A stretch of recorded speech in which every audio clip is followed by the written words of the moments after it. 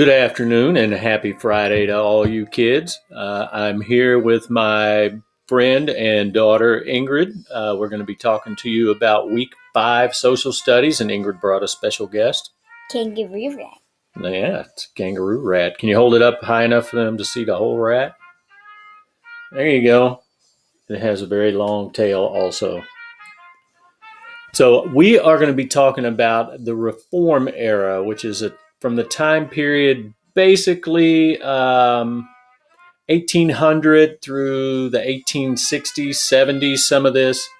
Some of it stretched into the 1900s, but it all kind of began during this time period. So we are going to be, out of the standards that I have up here, focusing primarily on the first one, analyzing how social and ideological philosophies impact various movements.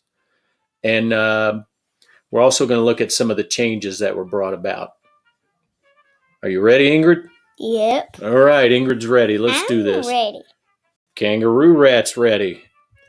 All right. So, the topics we're going to be looking at today, we are going to start with the Second Great Awakening. I know we kind of glossed over the first one. It was in the early 1700s. I probably mentioned it way back in probably November. But there's a second one, and the reform movements are going to build out of that. So, the movements that we're going to be looking at are the temperance movement, the education movement, abolitionism, women's rights, labor, and prison and asylum, the prison and asylum reform movement. And then finally, you're going to have a short answer. So here are the procedures for how we're going to do this. You're going to watch this entire video. Are you excited, Ingrid? Yeah. I don't really believe that they've been watching the entire video. I think they click on it and then they type that they've watched it in the comments, and they don't. Yeah. I feel like nobody watched it last time. I know. You know why I know none of you all watched it? Nobody commented on Ingrid being in the video. We were both very disappointed. So, how that I know you should watch the entire video is there are going to be questions in it. The work you're going to do is going to be based on you watching this video and answering a series of questions. And also, the short answer is at the end. So to turn this in, please put your answers on a Google Doc and submit it through Google Classroom. That will make it easier for me to grade and keep up with, and much more easy for me to get back with you and tell you what a fantastic job you all did. You ready to talk a little bit about the reform movement, Ingrid? Mm-hmm. Kangaroo rat? Yep. Okay, let's do this. All right, there was a time period called the Second Great Awakening. The guy over there with the quarantine haircut, that handsome fella, is named Very good. Charles Grandison Finney. His father was a preacher at the beginning of this Second Great Awakening, and he followed in his father's footsteps. So there was a time called the Enlightenment when we were looking at Locke and Hobbes and all the thinkers from the 16th or the 17th, 18th century that gave the foundations for our system of government. Those were called Enlightenment thinkers, and their big idea was that thinking or reason, your brain, could solve most of the world's problems. So they believed that everything through reason could be made better. During the 1800s, probably depending on where you look, starting around 1800, 1820, on up to about 1840 or so, there was a time period called the Second Great Awakening. People got back into religion over more so than reason. And it was a time that people had personal religious growth. In New England, that meant social activism. And when we look at things like the prison reform, education reform, these are going to come out of New England. In Tennessee and Kentucky, which is down in the South, they had these things called camp meetings. And this is where our handsome friend, Mr. Finney, got popular. Um, People would come together and spend days underneath these giant tents, and they would camp out around these meetings, and they would listen to preachers and thinkers and talkers. Where'd you go? I don't know. Out in the West, you got people who traveled around and were witnesses for their religious beliefs. A lot of them became teachers. A lot of them became local leaders. And there are three important features that you are going to have to know. What is the first one, Kangaroo Rat? Free will and value. And what is free will? Free will means you can practically do whatever you want. Yes, you can practically do whatever you want. You have choice. You can change your life. You can change society. You can help other people change their lives. You can have breakfast for dinner. They're just the options are wide open. We have lunch for breakfast sometimes. We do have lunch for breakfast sometimes. And there was also belief in virtues and behavior. Hard work, self-denial is giving up things that you might want to do. Like if you wanted to drink alcohol at 7 a.m. in the morning, that might not be the best time. So, you give up that wanting to do things. And also temperance is kind of like moderation, and definitely staying away from things like alcohol, which is what the first movement we're going to look at is the temperance movement. And lastly, it's the idea of social activism, where people have the power, because if you have free will, then you have the power to restore justice to the earth and to end suffering. For the Second Great Awakening, you could kind of divide people's beliefs into two parts. A lot of the people believe that they could bring about something like a heaven on earth by reforming society. So that kind of motivated them. And others thought if they did these good things during their lifetime, then they could be assured that they would get into heaven. Can I read the next one?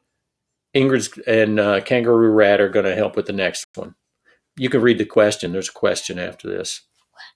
You ready? Yep. Question number 1. How is free with connected is social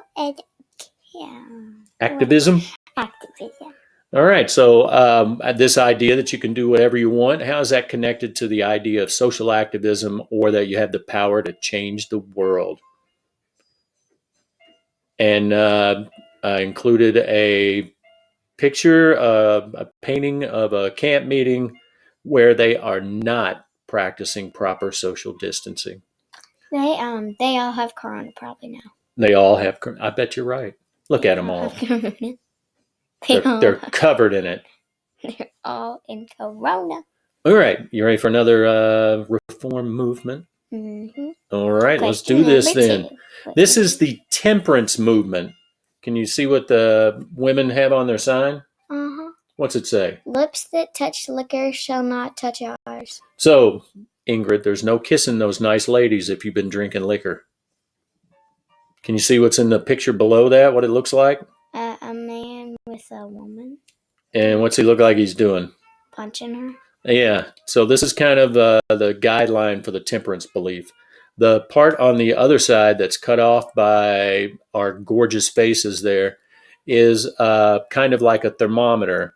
And there's a 0 in the middle. And when you go up from that and you become more temperate, you have a better life, and you're healthier, you're happier. And there's a list of beverages there.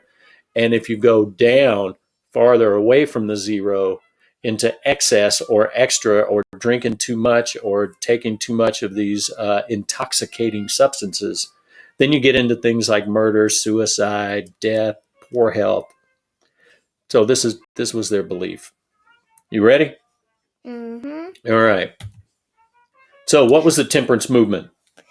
a movement that began in the early 1800s to limit our ban of The consumption. the consumption of alcohol. Yes, that I believe the first temperance group started around 1803 in Massachusetts, if I remember correctly. They're all on computers, so they can look it up and check it. So I can't make stuff up. Let me make stuff up anyway. All right, I'll make something up. All right, there's an idea of teetotalism. I don't even know what that is. Well, it's a good thing Kangaroo Rat and I are here then. The T in teetotalism, even though it's spelled T-E-E, that's so you pronounce the letter T separately, has to do with temperance. So it's total temperance or temperance total. It's complete abstinence or giving up alcohol. People sign pledges. If you went to a college or university in the Northeast, you had to sign a pledge that you would abstain from alcohol or stay away from it unless you were taking communion at church or it was prescribed for a medicine. There were a few exceptions. All right, you ready for the next one? All right, stick with me there. So, who led this temperance movement, Ingrid?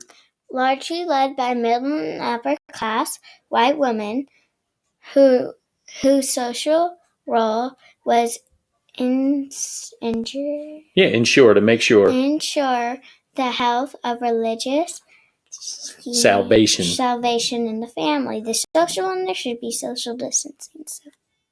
Well, this was 100 and 200 years before the coronavirus. They were COVID-19. Okay. So anyway, they're primarily at this point, most of these movements are for upper and middle class whites because we're talking about a time when a lot of blacks were enslaved or that they had marginal rights. And we're going to talk a little bit about women's rights in a little bit. So keep in mind when I'm talking about people, I really mean a limited group of people that had access to enough wealth to be able to do these things. They were like away from factory work and things like that. So by 1830, how much alcohol did the average person over 15 drink, Ingrid? By 1830, the average American over 15 drank at least 7 gallons of alcohol. So that's Ivan and Lily would drink 7 gallons of alcohol a year. But luckily they don't. Man, that's a lot of alcohol. That would be none left for you. Dad! Just kidding. All right. Now, here's is why they thought alcohol was bad. What'd they blame it for? You can start here with they blamed alcohol for corrupting American culture, the breakdown of the family, and they claimed it led to violence. Importantly, immorality. Immorality. That's when you do bad stuff. So they're basically saying if you're drinking, you're doing mean things and bad things, and you have poor health, and you're killing yourself.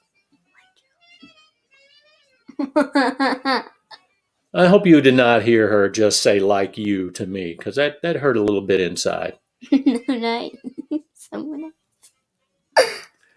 All right. Question 2, Ingrid. What is it?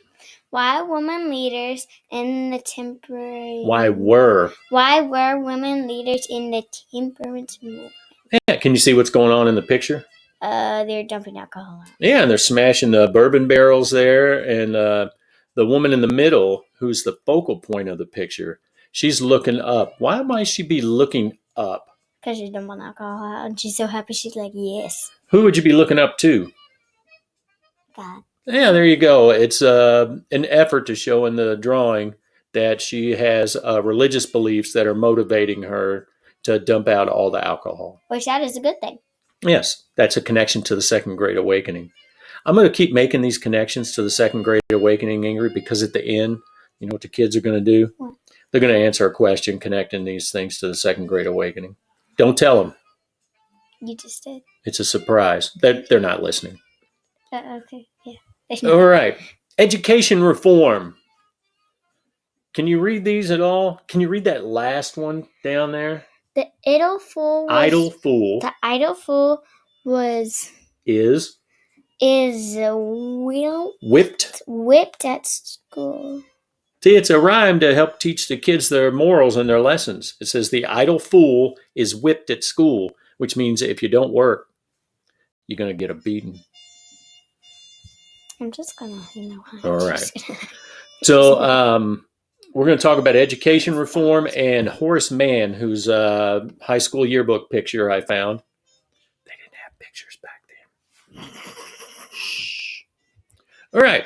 Early public schools taught moral values, which means they taught people how to be decent human beings.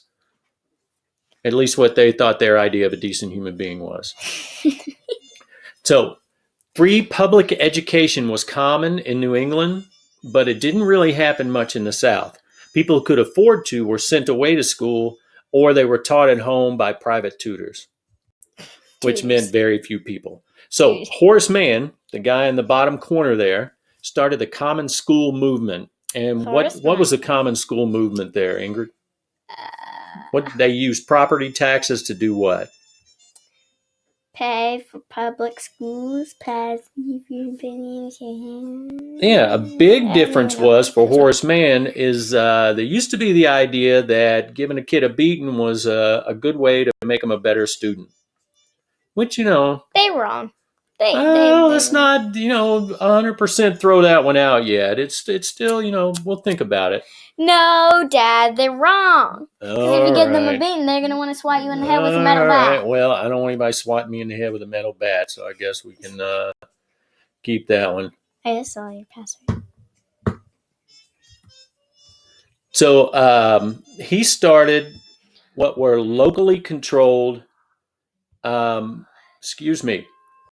locally controlled one-room common schools. So have you ever seen old pictures or seen old TV shows or TV shows set in the past where all the kids are in the same room and all different ages and they're all being taught together? This is, he started with this idea of, you're not supposed to touch your face during this time of coronavirus.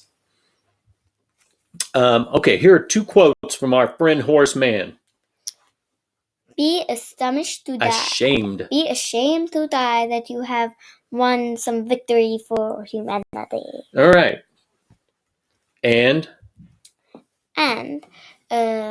equation. Education. Education, then beyond the devices of human origin is the great equalizer of conditions of men. The balance wheel of the social... And machinery's covered up a little bit there. Machinery. So it's just saying how important education is and that you should work hard. Try not to put the kangaroo rat on the computer. You might mess things up there. Okay. All right. You ready for the next question? Sure. Okay. What is it, kangaroo rat? Why might people want public schools to attack the morals? All right. So what I want you to think about during this one, kangaroo rat, is if we're talking about a religious movement that got all this stuff started, how can we connect that to this idea of education and why people might want morals taught at schools? I have absolutely no idea. I just said it on the last slide. Okay. All right. It has to do with teaching kids to be good people. So, abolition movement. You guys all know Frederick Douglass. We've talked about him quite a bit, and we're going to talk about him again during week 6 when we are working on causes of the Civil War. And we may also talk about that other handsome fella that's pictured above him. Are you laughing at Horace Greeley? Get back up here and help me. You got a job to do. All right. So these people in the abolition movement rejected what is known as gradualism. I mentioned we were putting together The IDM talking about the Constitution, that there was an idea at the time that slavery would just kind of go away after 20, 30 years. But no. And so they wouldn't mention it in the Constitution. Well, that's a good thing. Well, they still put it in there. They just didn't call it slavery. It's kind of a bad thing. Okay, that's just a bad thing. Yeah. Anyway, this idea of gradualism is that slavery would just gradually go away on its own and we wouldn't really have to do anything to help it along. These guys rejected that idea that it would just go away on its own. They opposed the Fugitive Slave Act of 1793, which we talked about, where, you know what the Fugitive Slave Act was, Ingrid? There was a law, and that if a slave, an enslaved person escaped from the South and made it to the North, and let's say we were helping them out, when they passed these laws, one in 1793 and another one in 1850, they said that we would have to turn them back in or we could get in trouble. Oh. They'll just say they're not there, just like... That is a terrible law. Yeah, but if you got caught lying, you could get in trouble. I mean, just like, you could just like dig up like under your roof and like hide them up in there and say, just like, give them... You could. I would lie. My hope is that if I lived during that time, I would do the right thing. You could just say there's a squirrel up there. William Lloyd Garrison. He demanded the immediate end of slavery without compensation to slave owners, which means if you enslaved other people and you thought, oh, well, you got to pay me and then maybe I'll turn them loose. He was like, no, you ain't getting any money. You're already doing a horrible, evil thing. And he also formed the American Anti-Slavery Society in 1833. That's a good thing, right? Oh, yeah. They were against slavery. Woo-hoo! All right. So here's a William Lloyd Garrison quote. Enslave the liberty of one human being, the liberties of the world are put in peril. So if you enslaved one person, if you take away one person's freedom, then everybody's freedom could go away. Because if you can enslave one person, what's going to stop you from enslaving another person? That person's going to come back again and help the other people. But you're saying it's a big idea. Like you're saying slavery is okay because I'm enslaving this person. If it's okay for one person, then it's okay for everybody. Which is why, Ingrid, it is not okay. And here's a I'll have a Frederick Douglass quote in a second. We all know from our reading and language arts that Frederick Douglass escaped slavery. He was a leader of the abolition movement in Massachusetts and New York. And because he was such a good speaker and such an intelligent man, he provided an example for people who didn't know any better that enslaved people could be very, very intelligent. One of the arguments were they thought that, okay, well, maybe these people, it's okay to make them slaves. Am I boring you? That hurt a little bit. Can you read this quotation from our friend Frederick Douglass? No man can put a chain about the ankle of his fellow man without finding the other a fascination about his own neck. Frederick Douglass. So he's saying if you try to enslave somebody, you're really you're really hurting yourself by being this way towards other human beings. Yep. He was a sharp guy. You ready for another question? Mm-hmm. All right. Question 4. How did we... Wait, Dad. The other question, like the girls chugging out alcohol, that had nothing to do with girls chugging. Well, this is about the abolition movement. How did views about the end of slavery change? You want a hint? Yeah. It has to do with that idea of gradualism. You can push the button, the down one. There you go. Women's rights movement. You ready? Mm-hmm. All right. So there's an idea of the cult of domesticity. This is going to be a big one.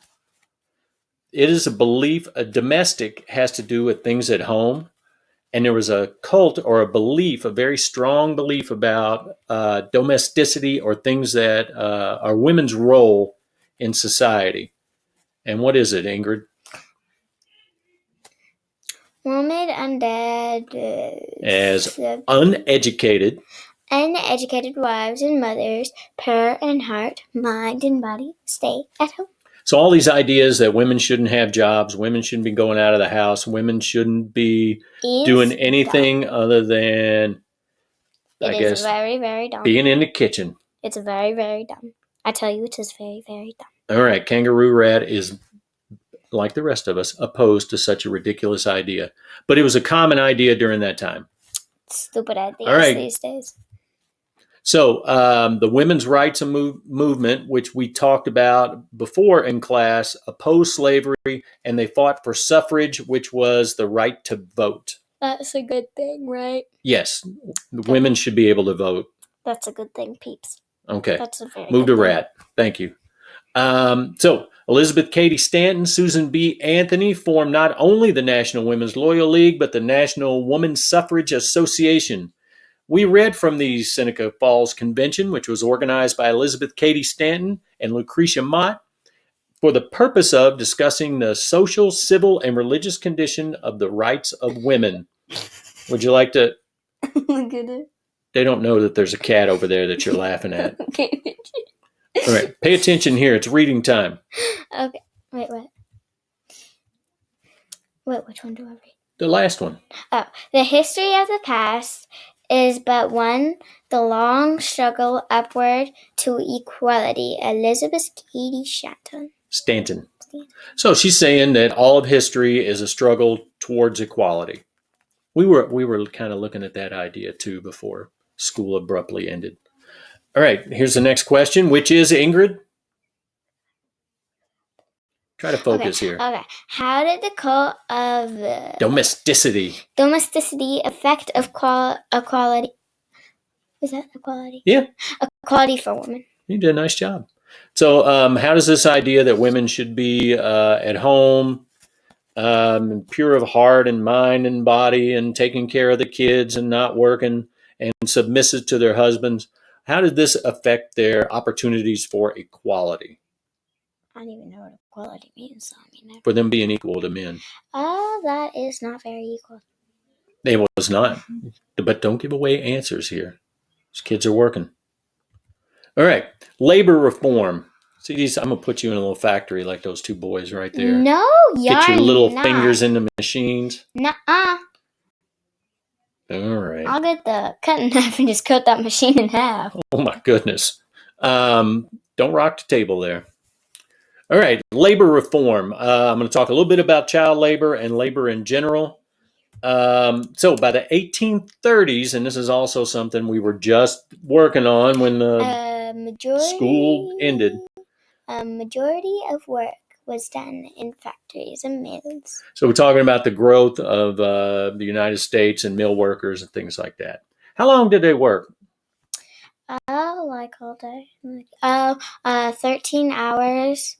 13 hours a day. How many days a week?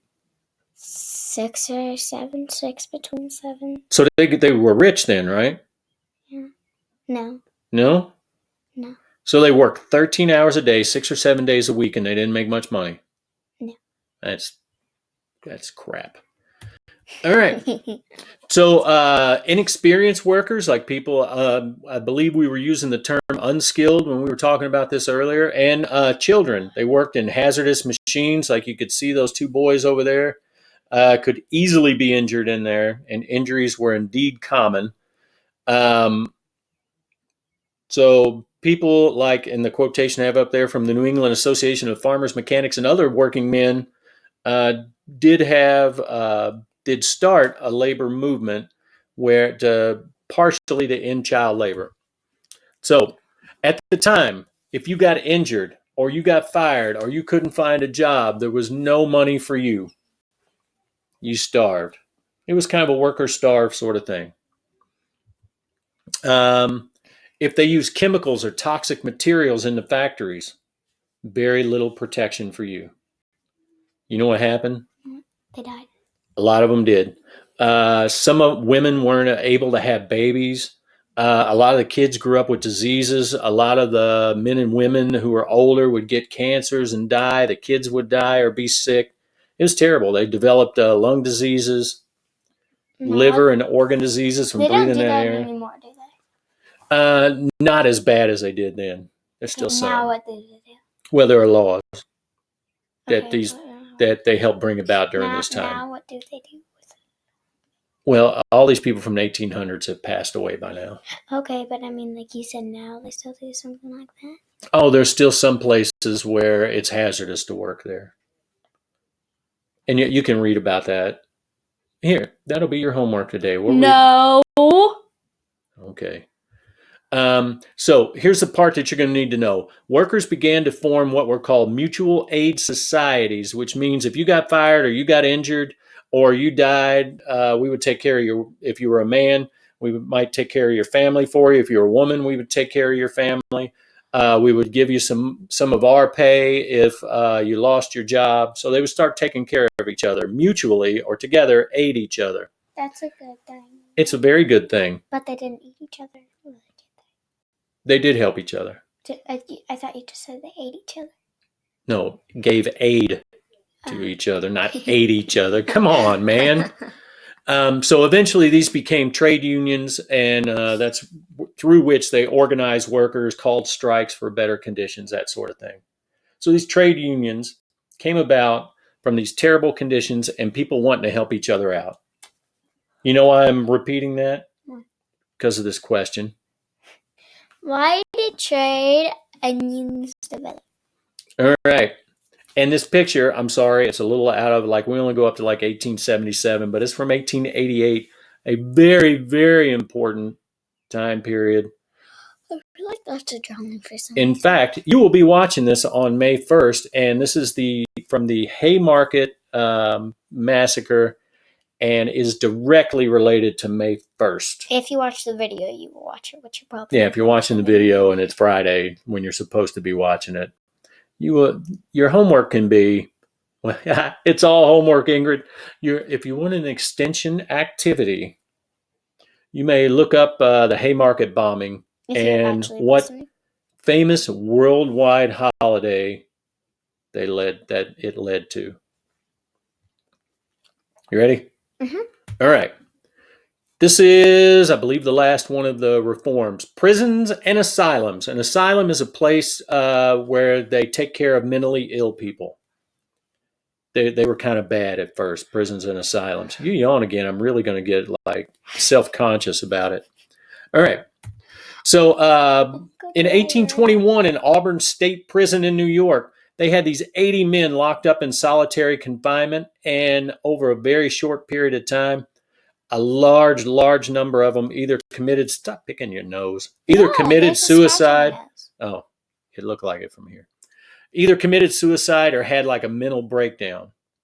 That's where this nice lady comes in. Her name is Dorothea Dix. In 1841, she was asked to come teach Sunday school at a local jail. When she got there to teach the men Sunday school, read the Bible passages and talked about what they meant to them, she saw some of the inmates and they were locked in chains. Some of them were in cages. There were kids in there. And so she thought, well, this is terrible. Kids in with adults, people in cages.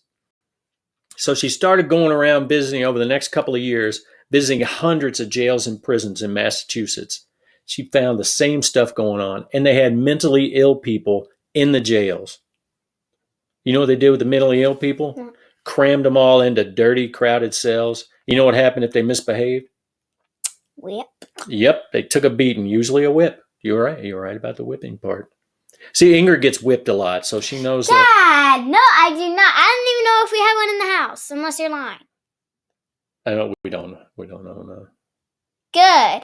Okay, settle down there. Huh, Sonny? You've woken another cat. Pay attention. Okay. All right. So this is from Dorothea Dix's report to the Massachusetts legislature. Do you want to read it or do you want me to? You. Me? Okay.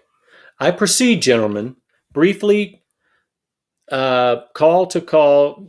your attention to the present state of insane persons confined in cages, closets, cellars, stalls, and pens, chained, naked, beaten with rods, and lashed into obedience. Smells disgusting. It does. You ready?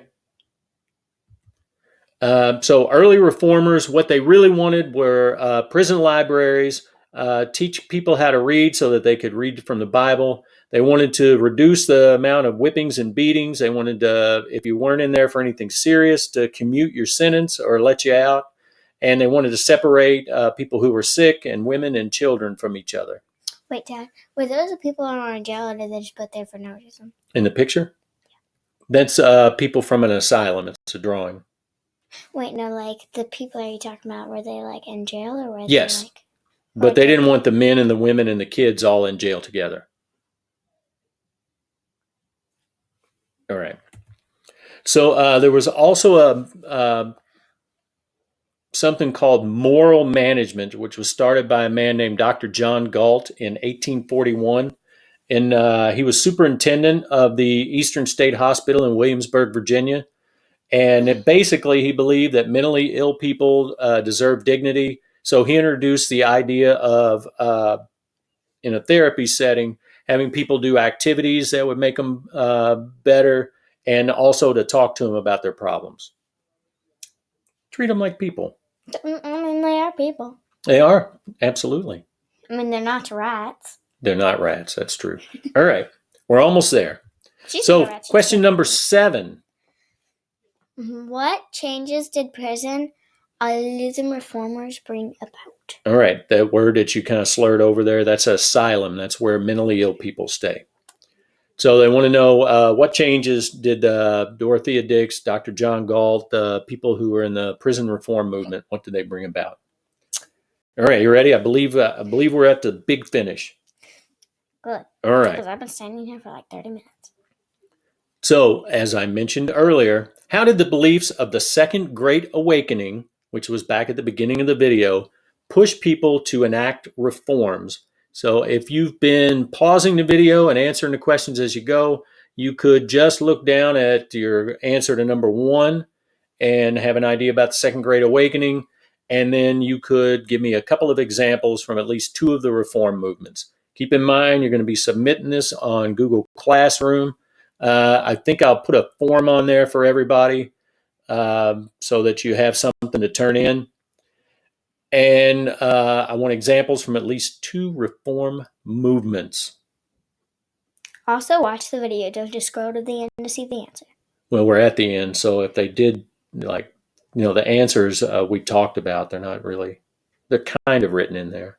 But if they don't listen, they ain't going to get it. All right, you ready? Yeah. Stay safe, stay busy, and have a great weekend. All right. Did you see my meme there? See, you know how to play Uno, don't you? Yeah. All right, that's actually do your work or draw 25. We'll see the kids, they would rather draw 25 than do their work. It's funny.